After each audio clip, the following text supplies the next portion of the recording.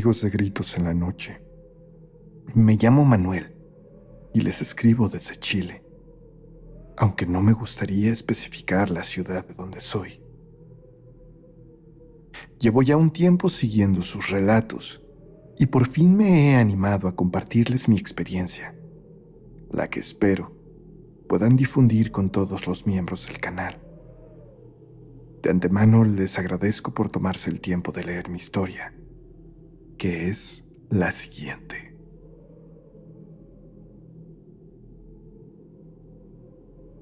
Mi esposa y yo compramos una casa en la que esperábamos iniciar nuestra familia. Bueno, comprar es decir, tal vez mucho. La realidad es que aquella propiedad fue un regalo de parte de mi esposa. Su familia tiene una empresa muy antigua y bastante rentable. Y a nosotros nos habría tomado muchísimo tiempo hacernos de aquella casa con mi sueldo de publicista. Nos mudamos ahí en marzo y pasamos 4 meses bastante tranquilos, volviendo a aquel lugar, nuestro hogar, hasta una tarde de julio. Mi esposa y yo habíamos salido al cine y al volver a la casa, siendo nuestra costumbre dejar la luz de la sala encendida, estando a tan solo unos pasos de la propiedad, vimos por la ventana una persona que claramente se levantó del sillón y caminó en dirección de la cocina. Parecía un hombre mayor, sin camisa, de espaldas. Mi esposa y yo lo vimos muy claramente, y ella se puso a gritar que había alguien en la casa. Le pedí que se calmara. Nos dirigimos entonces hacia adentro del jardín de un vecino de enfrente y llamé por teléfono a la policía. Me pidieron que no entráramos a la propiedad, que llegarían en un minuto. Pero ese minuto pronto fueron casi 10, sin que nadie llegara a auxiliarnos. Y aunque era poco, en esas condiciones nos había parecido una espera eterna. Los vecinos, la señora Cristina y Sergio, su marido, nos habían visto en su jardín y salieron a ver qué ocurría. Les dijimos que teníamos un intruso, y después de decirnos que ellos no habían visto a nadie raro por ahí, el señor Sergio entró a su casa para llamar nuevamente a la policía. Mientras él hacía la llamada, Cristina nos preguntó qué habíamos visto o quién estaba adentro de la propiedad. Le contamos lo que había pasado. Le dijimos que habíamos llegado y cómo entonces, tras detenernos, habíamos visto a esa persona sin camisa levantarse del sillón. Ah, eso, dijo ella de manera calmada, pero fue interrumpida por el sonido de 2 patrullas que llegaron en ese momento. Los oficiales bajaron y nos preguntaron qué sucedía, y nuevamente tuvimos que narrar lo que había acontecido. Nos pidieron las llaves y fueron directamente a nuestra casa a revisar. Mi esposa y yo fuimos detrás de ellos, aunque nos quedamos al pie de las escaleras que daban ingreso a nuestra casa. Los vecinos, que se habían cuchicheado algo al oído, ahora estaban sentados en su pórtico, expectantes, como presenciando una función. Pronto los policías volvieron afuera. Nos dijeron que no había nadie y que todas las puertas y ventanas parecían estar perfectamente cerradas. Solamente había algo muy raro. Antes de decirnos a qué se referían, nos pidieron acompañarlos. todos entramos a la casa y mi esposa y yo notamos de inmediato algo inusual. Nuestro hogar, que siempre solía estar muy limpio, ahora tenía un olor horrible. Toda la casa apestaba a podrido, como si hubiéramos dejado carne a que se echara a perder en medio de la sala. Pero no había nada. Incluso los policías nos dijeron que ellos mismos revisaron el bote de basura y no encontraron ninguna cosa que estuviera despidiendo ese horrible olor que parecía provenir de todos lados. Era verdad. En la casa se cocinaba poco y ni siquiera había mucha materia orgánica que pudiera echarse a perder. Abrimos todas las ventanas y los policías terminaron retirándose sin haber atrapado a nadie. Nos dijeron que probablemente habría sido el reflejo de una persona en otra casa, aunque eso tenía menos sentido que pensar que teníamos un intruso. Cuando salimos a dejarlos a la puerta, los vecinos, Cristina y Sergio, se acercaron con nosotros. No encontraron nada, ¿verdad?, dijo la mujer mientras nosotros hacíamos un movimiento negando con la cabeza. Aquella mujer entonces nos dijo que no estábamos locos, que ella sabía a quién habíamos visto, pero que de alguna forma no podía creerlo. Es Ignacio, el antiguo vecino. ¿Ignacio?, pregunté con perfecto conocimiento de que esa casa se la había comprado mi suegro a alguien llamado Bernardo. Sí, Ignacio. Bernardo es el dueño de la casa, pero aquí vivió su padre por muchos años. Se llamaba Ignacio,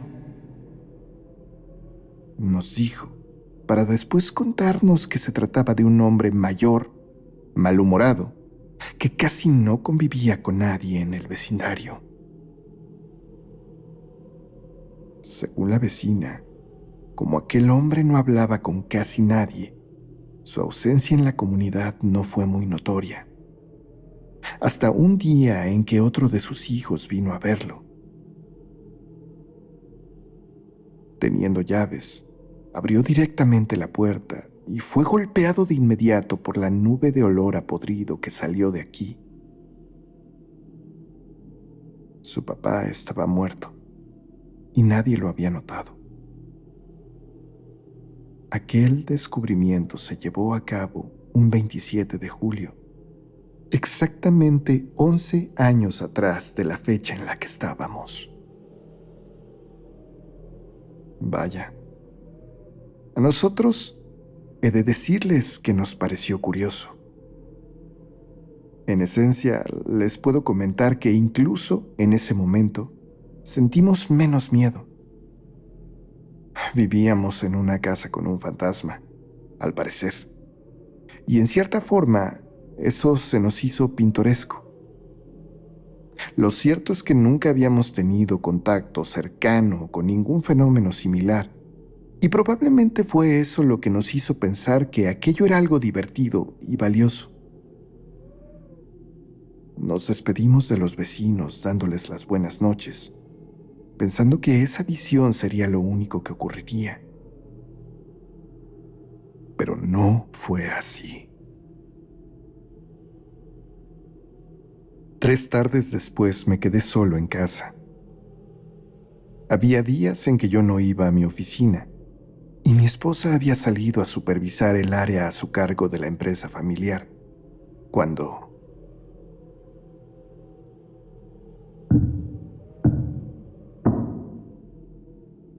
llamaron a la puerta. Me asomé por la ventana y pude ver a un hombre parado afuera. Era un anciano, de cabellos algo largos y que vestía completamente de negro. No sabía de quién se trataba, pero aún así me decidí a atenderlo. Pero para cuando abrí la puerta, no había nadie afuera.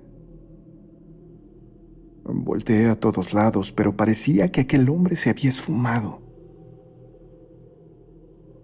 Entonces, un ruido fuertísimo se escuchó en la cocina, y cuando corrí para allá, me encontré con unos platos de porcelana que estaban en las repisas superiores, rotos, estrellados en el piso, a pesar de que ninguna otra cosa se había movido de su lugar. Barrí aquellas cosas, confundido sobre lo que había pasado, pero terminé ignorando la situación y continué trabajando en casa sin mayor problema. El fantasma, nuestro fantasma, al parecer seguía ahí. Pensé. Mi esposa también lo creía, pero para este momento, ella empezó a sentirse preocupada, sobre todo porque aquella presencia podía mover e interactuar con objetos físicos. Me dijo que si esas cosas seguían pasando, tendríamos que buscar ayuda. Le dije que no se preocupara, que probablemente incluso nos volveríamos muy populares entre nuestros amigos, siendo los dueños de una casa embrujada. Pero qué equivocado estaba. Esa misma noche de madrugada, mi esposa me despertó. Yo estaba profundamente dormido y aún con los ojos cerrados, escuché su voz temblorosa, casi quebrándose, diciendo que estaba ahí, que algo estaba ahí, en nuestro cuarto. Casi balbuceando le pregunté de qué hablaba y me respondió que el anciano estaba en nuestra habitación. Abrí los ojos de inmediato, sorprendido, y me incorporé en un movimiento sentándome en la cama. En una esquina de la habitación, casi imperceptible entre la oscuridad de la noche, había una silueta, más negra que todo lo que la rodeaba.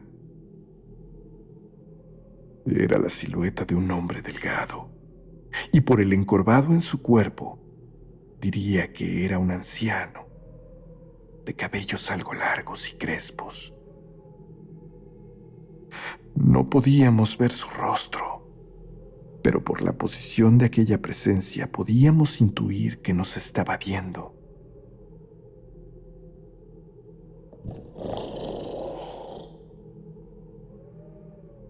La escuchamos gruñir, al mismo tiempo que un frío sumamente penetrante comenzó a sentirse en el cuarto, y el olor a podrido permeó todo el ambiente.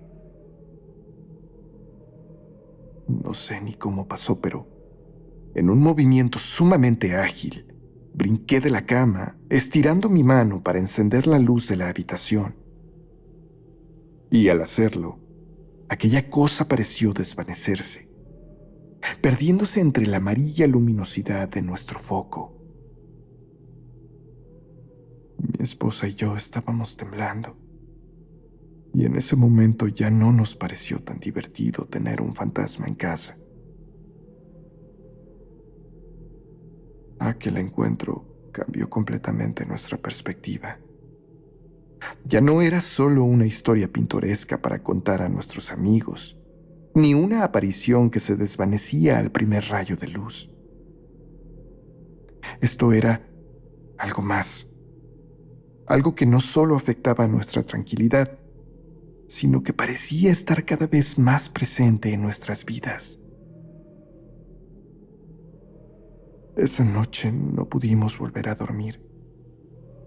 Mi esposa, aún en shock, sugirió irnos a un hotel por un par de días, y aunque al principio me resistía a la idea, No podía negar que el ambiente de la casa se sentía en ese momento insoportable. Decidimos irnos esa misma mañana. Antes de salir, pasé por la sala para tomar algunas cosas, cuando escuché nuevamente un ruido proveniente de la cocina. Sentí el impulso de ignorarlo, pero algo dentro de mí me obligó a verificar. Al entrar, noté algo que no estaba ahí la noche anterior. Un pequeño marco de fotos en la mesa del comedor. No era nuestro. Me acerqué y al levantarlo, casi solté el objeto por la impresión. En la fotografía, antigua y con colores deslavados, aparecía un hombre mayor, con los mismos cabellos largos y encorvados que habíamos visto la noche anterior. En el borde de la foto, una pequeña inscripción decía: Ignacio, 1998. Esa fue la gota que derramó el vaso. Sin decir nada a mi esposa, arrojé un trapo de cocina sobre aquella foto y salimos de la casa lo más rápido posible. Necesitábamos respuestas y ya no podíamos quedarnos esperando que aquel espíritu se desvaneciera. Estábamos decididos a buscar ayuda, pero no sabíamos por dónde empezar. Decidimos comenzar utilizando los medios humanos posibles. Acudimos a un abogado. La casa estaba a nuestro nombre, así que quisimos ver cuáles eran nuestras opciones para venderla, o de ser posible, invalidar la venta que nos habían hecho a nosotros. Por supuesto, eso último no era viable, pero sí podríamos intentar venderla, aunque en una rápida búsqueda, el abogado se extrañó de que hubiéramos comprado esa casa, que al parecer había estado a la venta por 11 años. Después, había sido vendida a una familia, pero ellos solo vivieron 3 meses en la propiedad, antes de salir huyendo, y después la pusieron a la venta con un gran descuento. El padre de mi novia aprovechó esa oferta y terminó comprándola para nosotros. Algo que también quedó claro en los registros es que Bernardo, el dueño original, era un hombre que en ese momento tendría 55 años. Sus padres registrados eran María Elena y Juan Sebastián.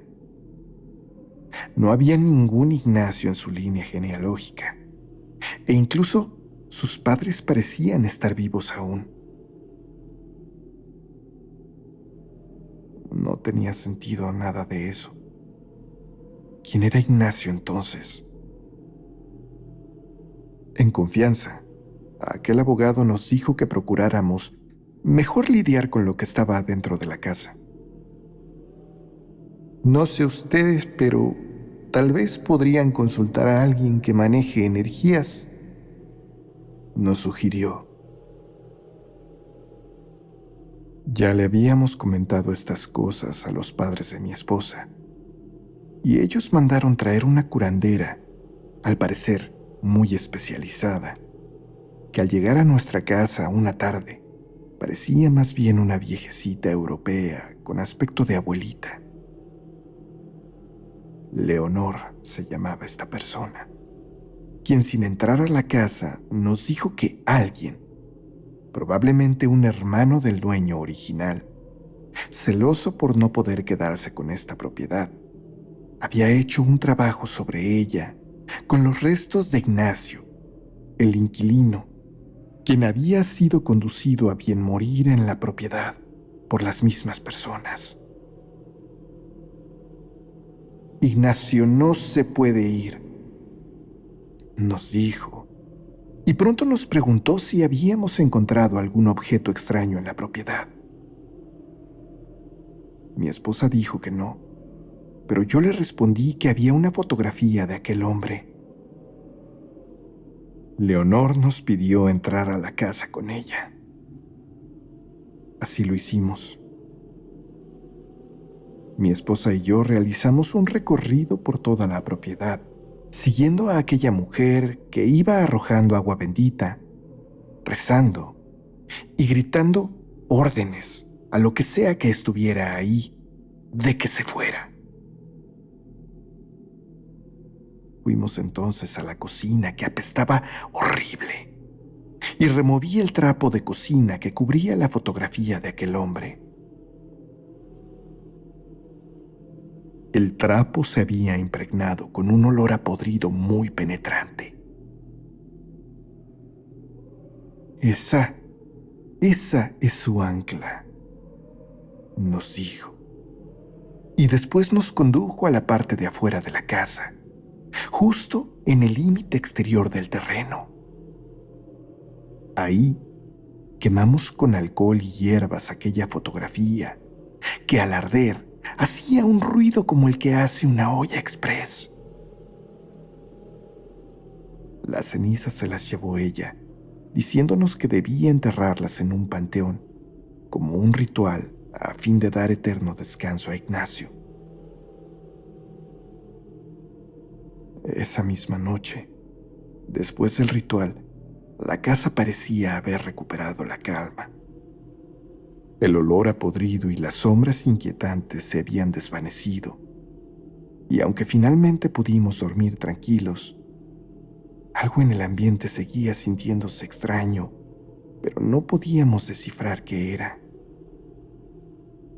Tal vez era la duda de quién era Ignacio. Muchos vecinos lo conocían, pero al parecer aquel hombre nunca fue quien dijo ser. Probablemente nunca podríamos responder esa pregunta, ya que la familia de Bernardo nunca pudo ser contactada por el abogado. Decidimos quedarnos así, y cualquier inquietud probablemente era solamente nuestra imaginación jugándonos una mala pasada al estar demasiado alertas después de lo que había ocurrido. Unas semanas después, mientras podaba el jardín, encontré un pequeño trozo de papel chamuscado entre el césped, justo donde habíamos quemado la fotografía de Ignacio. Lo extraño es que no debería haber quedado rastro. Todo lo habíamos barrido y había sido recogido por Leonor. El papel no tenía imagen alguna, solo un borde quemado que, sin embargo, me hizo sentir un escalofrío. Reflexioné entonces sobre la fragilidad de nuestra realidad, sobre cómo lo paranormal puede tocar nuestras vidas en cualquier momento, sin explicación ni advertencia. Tal vez Ignacio se había ido, o tal vez seguía ahí, acechando desde las sombras, recordándonos que no todo lo que es invisible está ausente, y que lo desconocido puede estar más cerca de lo que creemos. Hasta el día de hoy no lo hemos vuelto a ver, tampoco a escuchar. Pero es raro. Casi puedo asegurarles que podemos sentir a veces su presencia aquí, junto a nosotros.